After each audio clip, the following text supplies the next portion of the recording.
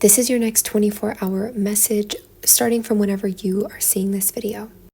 First off, there's kind of a blocked energy coming through. So you could just feel mentally exhausted or just generally blocked off somehow, like you're unable to connect to something or in some way. We see highlighted this transition process. Something in your life is trying to transform, and this is in a major way.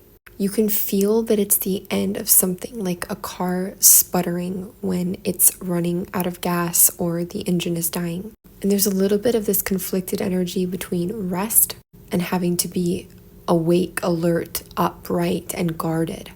In both rest or being on guard, we see you learning, we see you obtaining information, even reading wisdoms in the Akashic records, whether you're aware of this or not. Even in the contrast, you are where you need to be. Even in the conflict or the push-pull, you are where you need to be doing what you need to be doing. You're riding the waves of this transition, this transformation.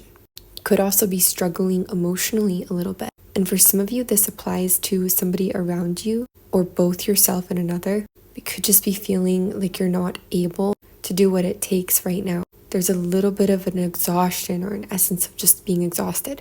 You could have a lot of warring or conflicting thoughts as well. You could feel at war with yourself or your thoughts in a way. Even having an overwhelm of thoughts, like a war inside of you, could be creating or perpetuating lack or competition from within that might not even truly be there. And you could be releasing a lot of anger and fear, especially connected to bitterness or aloneness, loneliness in some way. But I do feel that a lot of this is unconscious. These are processes going on underneath.